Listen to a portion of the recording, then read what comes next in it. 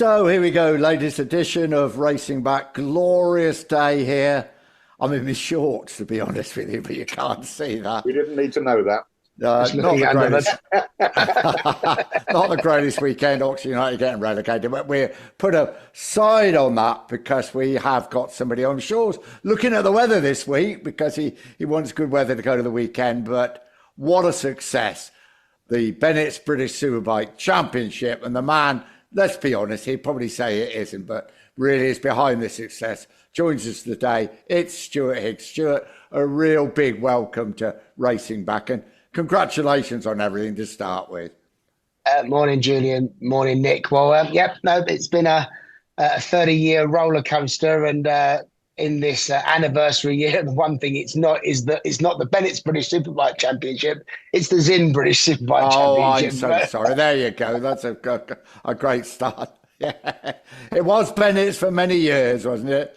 Yeah, they were good friends to us, and I think a good 10 years in a couple of tranches, and was very much part of the story of the championship. Mm-hmm. And Zinn, that's a Philip Morris brand, isn't it? Yeah, it is. I mean, eagle-eyed watchers of the Spanish Grand Prix would have seen that that logo appears on the factory Ducatis. Philip Morris, a long-time partner of both the Ducati MotoGP team and the Ferrari Formula One team. And obviously, if you look over my shoulder, there's probably a previous incarnation of Philip Morris's involvement. But, there's a serious side to this. We are socially responsible as an organisation. We've had some people make some remarks about it. But, we are following all elements of the law, and, we're professional people, and we're acting as others do in sport. Yes. Yeah. Yeah, understood. Why so successful, Stuart? Why? When I started as a journalist, '76, there was a British Superbike Championship. A lot of the Grand Prix riders would ride in it because I think it's the only way they could make money. And I remember Barry Sheene missing a couple of rounds of the World Championship when he won the title to come back to ride in England. But you've turned it on its head, haven't you? Well, I mean, look, the timing is everything. As you say, MCN Superbike Championship, as was in the 70s and early 80s. I mean, the home internationals were in very much almost like Grand Prix events. When you had a much more scaled down Grand Prix calendar, riders of international status. I mean, the Americans, Momola would be over, Court Ballington, you'd get Graham Crosby, Wayne Gardner, you had to, oddly enough, a bit like what's happening in Spain, back in that period, you had to route through the UK if you wanted to get on the radar.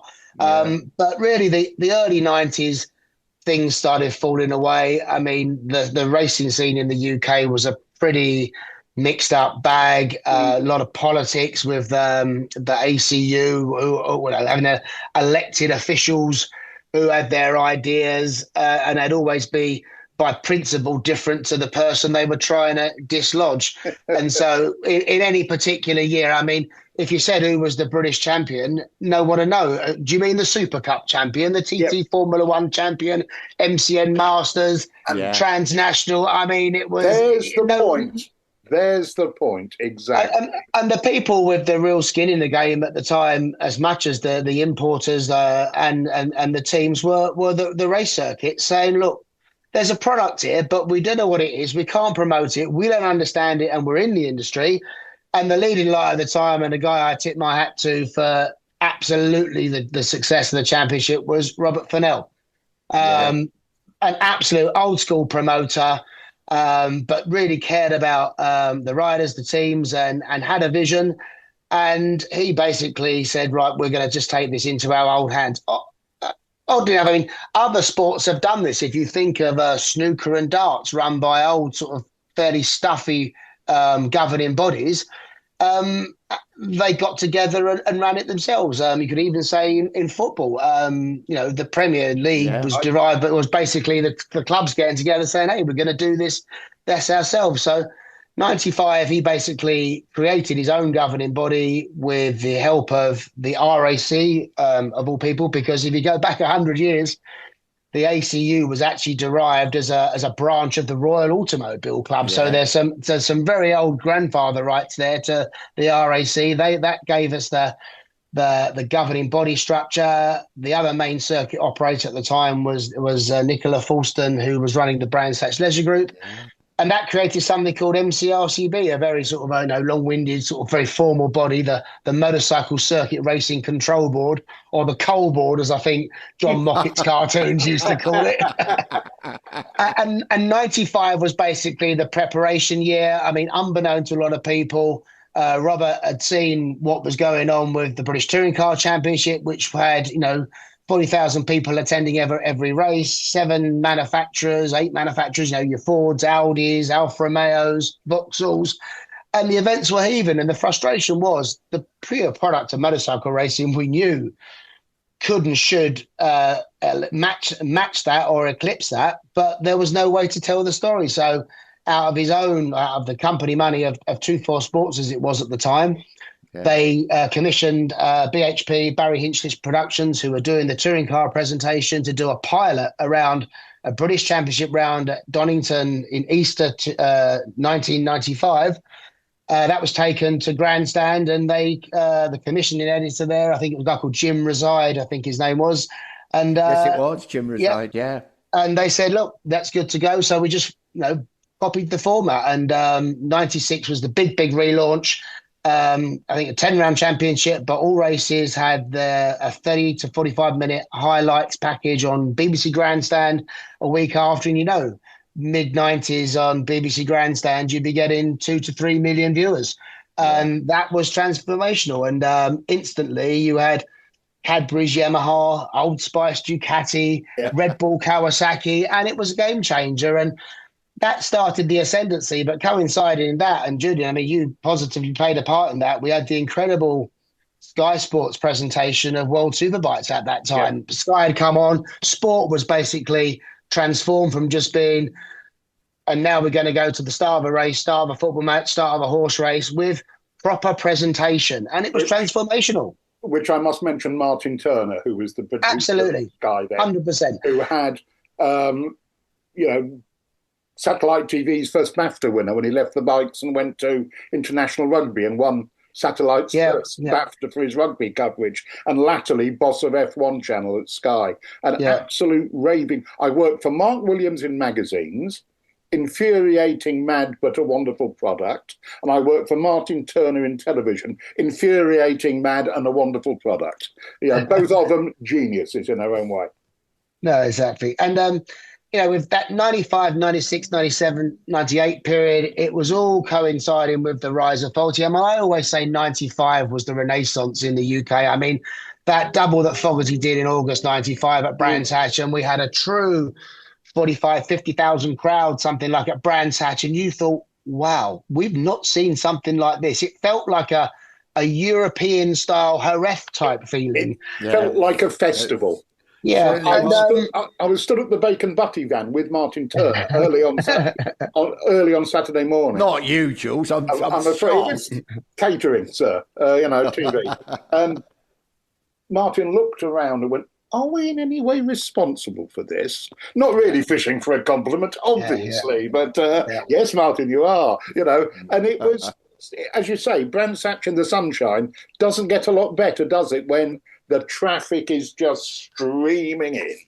Yeah, getting out was the problem, wasn't it?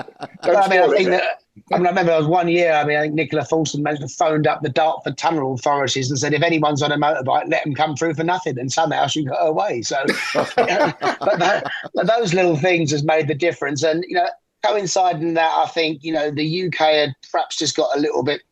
Perhaps 500 GPs have gone a bit off the radar. It's kind of the Creville period and Durham period. And, we had this thing where Brands Hatch and Donington were packed for World Superbikes for a Fogarty kind of festival. Yeah. And the 500 GP at Donington almost was like a British Championship level. But for Robert Fennell, he still kept the faith with the 500 GP.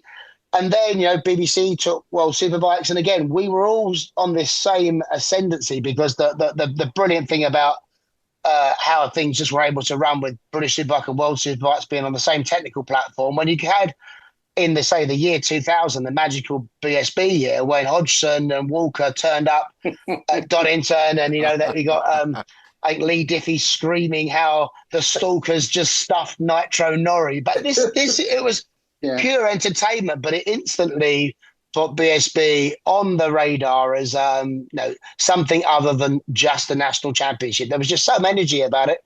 And then as we peaked, we're beginning to peak, and I think World Superbike sort of peaked. As World Superbike then sort of trailed back down again, you then had the 4-stroke MotoGP period, which coincided with being on BBC Terrestrial. That then got a lot of people's attention, but we still kept going. And I think we filled the position that World Superbike had occupied in the UK end of the 90s, early 2000s, and just kind of kept going. When did you go to Eurosport? So Eurosport would have been 2001, 2002. Then it was Sky 3, 4, and 5 live, and then ITV Terrestrial live 6 and 7, and then back to Eurosport from 8 until present day. Obviously, I'd forgotten there was that much. Blimey, the politics of that must have been interesting. Winter negotiations.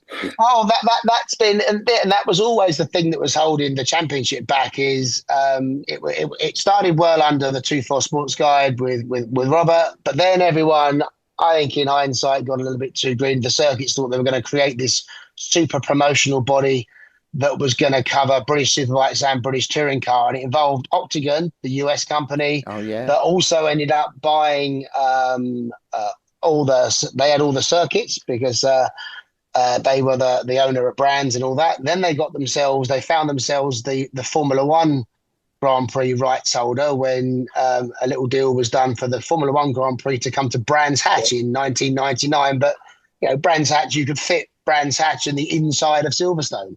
It just wouldn't have worked. And so Octagon found themselves with owning all these rights, owning all these circuits and the Formula One Grand Prix, and then having to go and lease Silverstone. So it was that was a difficult time because ultimately out of all those properties we were probably bottom of the queue. And then there's been a few dicey moments at the end of 2003.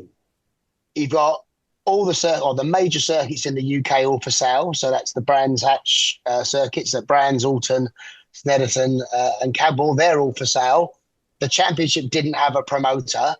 But, we're all sort of smiling sweetly, saying it's all fine when it absolutely wasn't fine. And then entered Jonathan Palmer to create the MSV group to buy the circuits. And then Robert, who'd always been, the guiding hand of the championship, had Dorna come in to be the promoter. And obviously, Nick, you were around that time doing the media and PR for that. So we then had Dorna as the rights holder of the British Superbike Championship. And I was amusing listening to the Peter Clifford story about how his bikes failed tech in MotoGP because they were perceived to be production-based bikes, and that was in the maelstrom of the Flamini v Dorna war, and it was a war because one of the acts of Dorna was to place a tank on Flamini's lawn by becoming the rights holder of a Superbike Championship. Because it had always been, we're prototype and you're Superbike. Well, this just changed the politics. And in about an hour of it being announced, there were faxes coming from Rome with, let's just say, less than pleasant remarks on. Wow, what a history. And where are you now? I always think it was certainly the number one non-national, non-world championship motorcycle series in the world, even perhaps on foot compared with four wheels as well.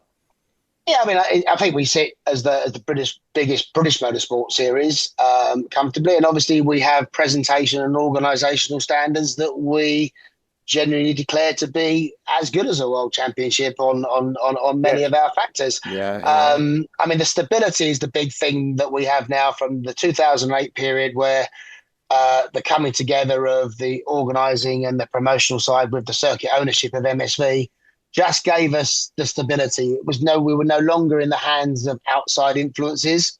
And when you can offer a TV broadcaster and the teams and other commercial partners and the industry a platform that is devoid of big political and other economic shocks coming down the system, you can do good things. And the fact that we've essentially had unchanged technical rules since 2012, the first thing we did when we foresaw the complexity of electronics and the complexity of and the increasing cost in a lot of things by just taking them off. And we had to have some fairly robust discussions with manufacturers who saw that as their proprietary thing. We said, well, no, we need an equalization, because the production-derived racing always suffers from the same thing, is that the last bike that is produced, or the newest bike that is produced, will obviously come with quite an advantage. And as we've seen with superbikes generally and production bikes of, say, in that sector, the sales are down and the refresh of models is down. So you can find yourself having somebody refreshes, but they're up against the bike model that hasn't been refreshed for 5 years. But the fact that we can have 5 manufacturers in the championship and all 5 of them have the capability of being on the podium, that makes it a far more palatable thing for a team, and a private team in particular, to participate in. You're in with a chance, and it's all about being in with a chance. What about the main support classes? The super sport, which is, if we're talking about a class that doesn't sell street bikes anymore, that's the one. Yeah, I mean, the manufacturers all told us at the end of, say, 2018, 2019, that the 600s were dead, weren't making them anymore. Yet now globally, the highest participation class anywhere is now the super sport class, because there's a completely new thinking. Super sport extends from your 600 4-cylinder model up to a 950 twin.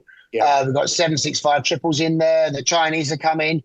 I mean, Scott Smart, great buddy of mine, and my technical guru. I mean, he should be attributed as the architect of 2 of the most successful classes going now: current Super Sport Next Generation and the new Sport Bike class. I mean, the midnight oil that he's burnt, coming up with balance of performance criteria and trying it out. And the thing, we've never been afraid to take the risk to bring a new championship to market. And both Super Sport and Sport Bike, we will quite, so not arrogantly, but we will confidently say, they were championships that were, really devised by us and tested, and others are now getting the benefit. That's manufacturers, championships, promoters, and everybody. I mean, the rules at World Championship level have moved a little off where we are, which is unfortunate, and there's some factors for that. But broadly, we're in a pretty good place. Moto3, any ideas or plans to sort of maybe push Moto3 a route to Grand Prix? I know it's not your job, though, is it, to do? Yeah, I mean, we find this dilemma. I mean, look, we're looked at and we're sometimes criticised that if, watching Colin Vega in Moto2, there's a country, Holland, doesn't have a national championship, yet it's got Moto2 podium contender, and he's on a good pathway. And there's other nations around the world where they don't have much of a domestic thing, so people just kind of root to Spain. But where we've created a vibrant British championship, the criticism is sometimes people have, we'll just stay in Britain, and we're stifling that progression. I mean, it's very difficult. I mean, from an ethical point of view, I wince a little bit when I hear that, if as a family you haven't relocated and invested, or just say invested, just spent, let's use the word, it's spent, every bit of your family saving, remortgage your properties, put yourself through, and put your family finances at huge risk by relocating to Spain as a 12 and 13-year-old with the hope of doing a domestic Spanish championship or junior GP, and if it doesn't work, you're financially as a family in bad times. You probably dented your education because you're so committed to that. I know sport at elite level deserves commitment, but I do wonder if that's right. And it's perhaps no coincidence that, some of the old countries that were so good in GP racing, like us, USA and say Asia Pacific, the Pacific countries, not so Asia, have struggled with not just jumping into the European mindset. You know, we are culturally different. Things are different. I've had a few head-to-heads with Alberto Puig when we first did the British Talent Cup.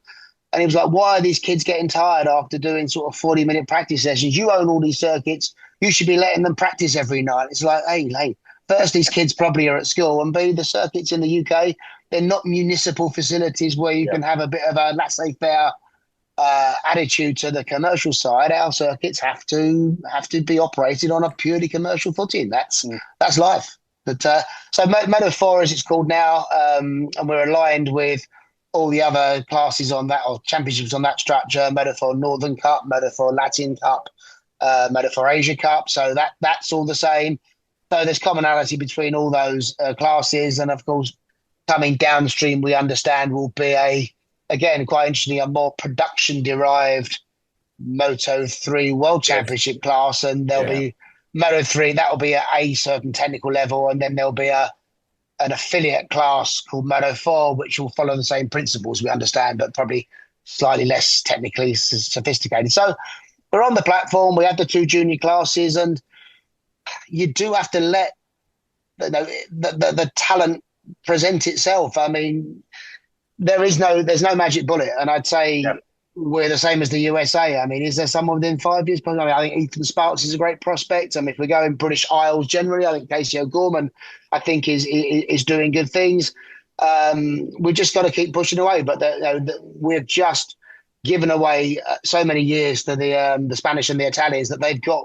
The Spanish in particular, it is like a sausage machine, and it's pressing a button, and they're just coming out and coming out and coming out. And I think certainly with the new commercial entities running MotoGP, is if you want to make a global phenomenon and a global sporting product, you do need more than 2 nationalities, which I guess they have recognised. But we'll see.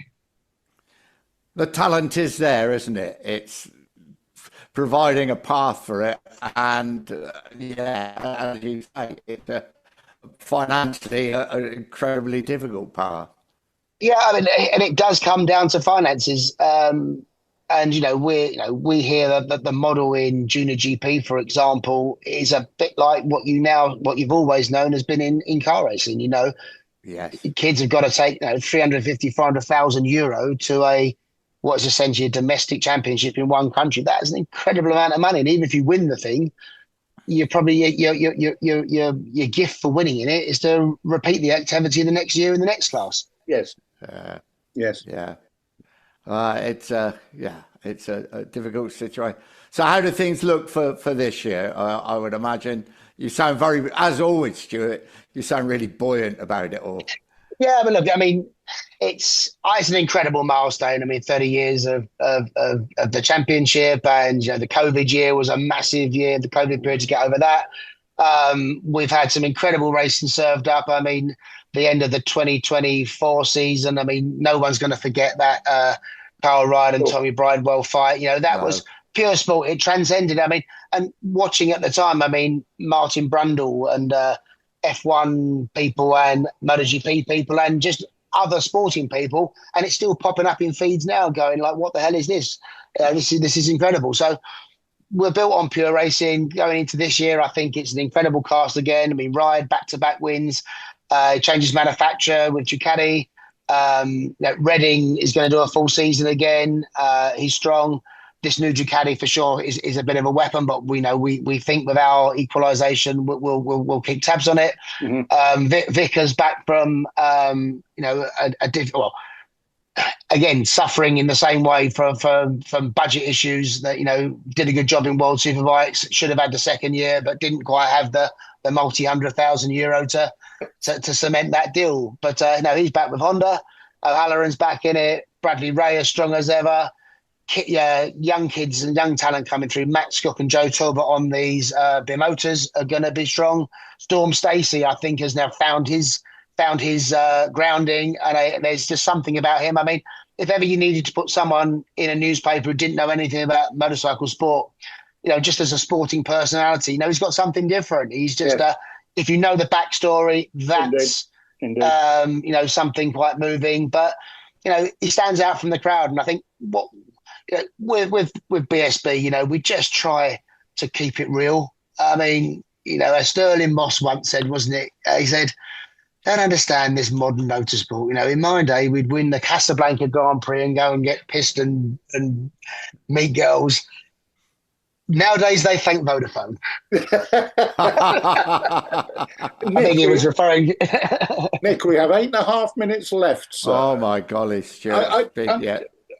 I think when I just, on a personal note, when I realised what BSB was becoming, and I suddenly realised that Japan had sent Kianari over with basically the 8-hour bike to develop it in BSB, and that was the sort of ruddy hell. They're doing something right.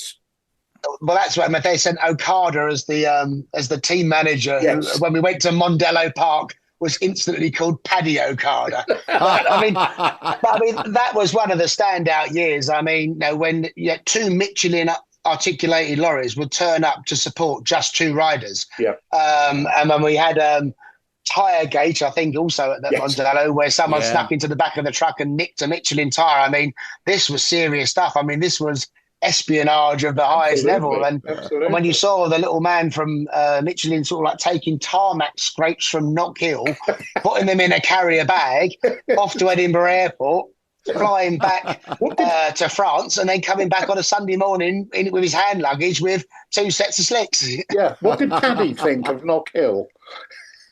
Well, he was slightly more complimentary of that than he was at Mallory, because Keogh had a big crash, and that was I think it was he had a big crash coming into Edwina's or something like that, if I remember the time. But he was a nice guy. I mean, I think just putting us on the radar. I mean, I think Nakamoto even came to one of the races at one stage. I mean, I think he's still suffering from a Fruxton breakfast, maybe, or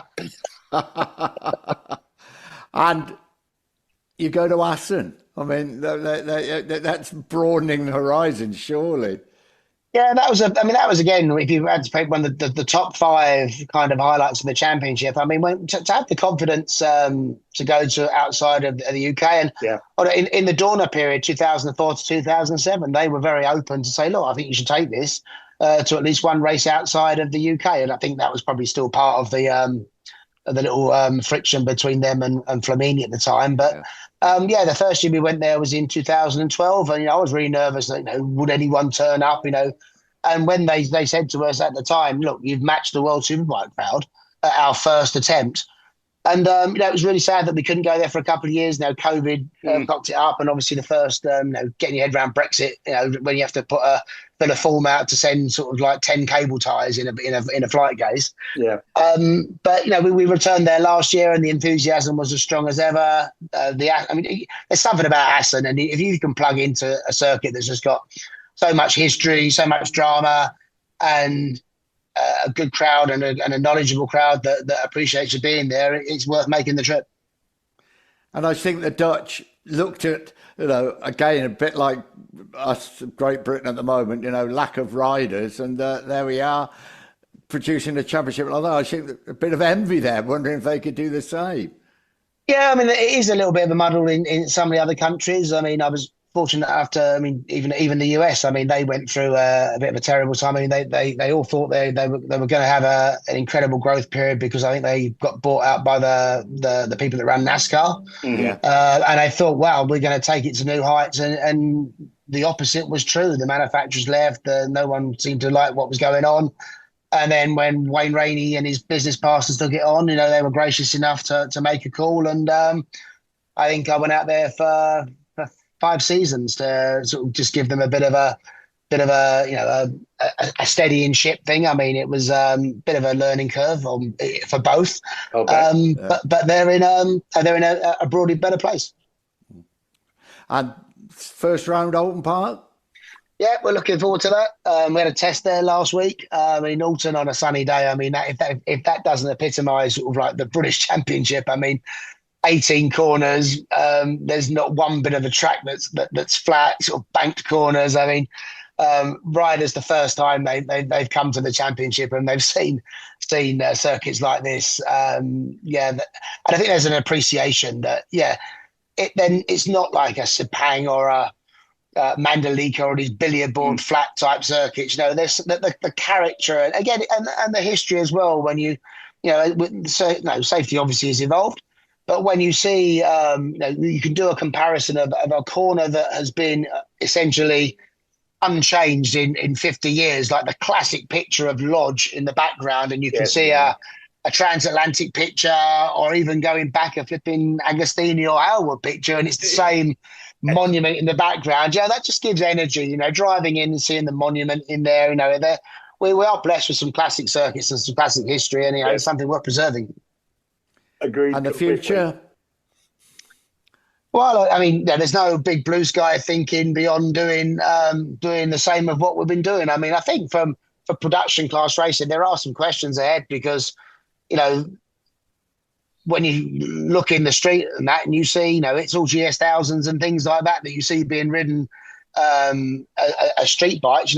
Maybe the Americans were onto something with baggers, and there needs to be sort of like a European variant. But that's one for another day. But we have to make the sensible, careful decisions with the people that are responsible for the manufacturers, the teams, and the fans. Yes, the fans are the biggest barometer in this. Nice to know.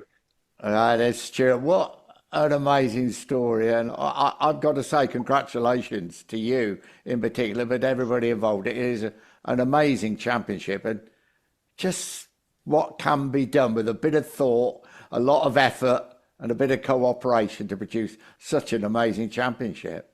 Less committees. Democracy is overrated sometimes, but I think not we'll really cut that bit out. Nick, you've got 2 minutes. You've got 2 minutes to explain that last remark away. No, we've got an incredible group of teams, and real just people that make a difference and people that make decisions. I mean, watching other series and other sports just tie themselves in knots with the politics. And whilst there's not been I won't say there's not been the odd bit of friction, but we are truly blessed to have such entrepreneurial team owners and just constituents, because everyone wants it to work. Where there's some championships, a wheel hasn't turned, and you'll be reading negative tweet after negative tweet about everything that's wrong with it, and you just think, Jesus, do some of that stuff behind closed doors and let the product talk. Well, Stuart, thank you so much for coming on. Good luck for the season. We'll all be looking in at Alton Park, Lodge Corner, Hayward, Agostini, Sheen, everybody else, and now, of course, the boys from the current British Superbike Championship. Thanks so much for your time. Good luck for the season, and thank you for what you've done. Yeah, thank you for what you're doing. I think you've set the bar with podcasts now. I've been watching with great interest in the recent guests. I mean, these are truly entertaining. So congratulations to you.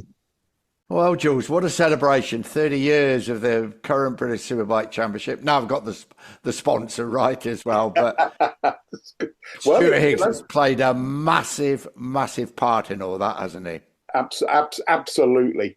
And it's not like you realise, it's not like he does nothing when the last race of the season's over. No. The amount of TV contracts he's negotiated, sponsors contracts, he's not just the race director, he's commercial one sorts of stuff. That is a hell of a job. I think one hell of a championship, isn't it? And it's none better. And he understands also the British riders. I think his explanation about all that was really interesting indeed. Yeah, no, I think every subject that came up, we got the benefit of 30 years experience at the top level there. Yeah. How and why.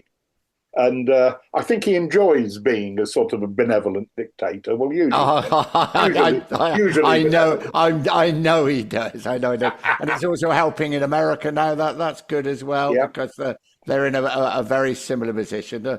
Let's hope the future's a little bit brighter. You've had a weekend, classic bike show, Stafford, good. All over Stafford. So nice to see so many Racing Back listeners there. Oh, that's people really coming up and being nice, Yeah. Usually I expect people to come up and tell me I was an idiot for something I did 15 years ago or said. But no, it was the pods. They like the pod. Keep watching. That's great.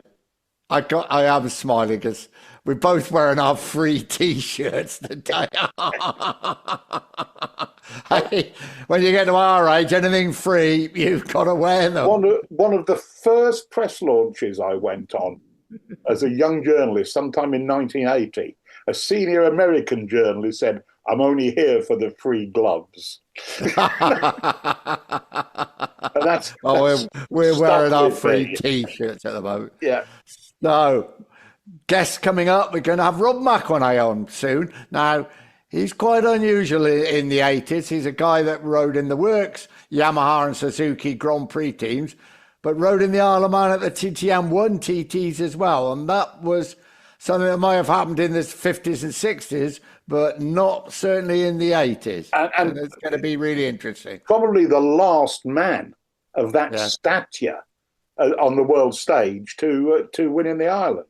Yeah, and a really great storyteller. Yeah. Going to be really exciting. We've got lots of other people lined up, which we'll let you know. We're going to have, Jules and I are going to have a meeting tomorrow. We're going to discuss things and guess. Oh, dear. Oh, dear. That could be... Yeah. Suggestions welcome, folks. If there's somebody, very much so. You think I do assure you, we do try to get a lot of people on, but some people are busy. Some people, for their own reasons, don't want to come on a podcast. Aren't particularly interested in doing their prerogative, isn't it? Yeah. Completely their prerogative. So don't forget your tickets, motorsporttickets.com.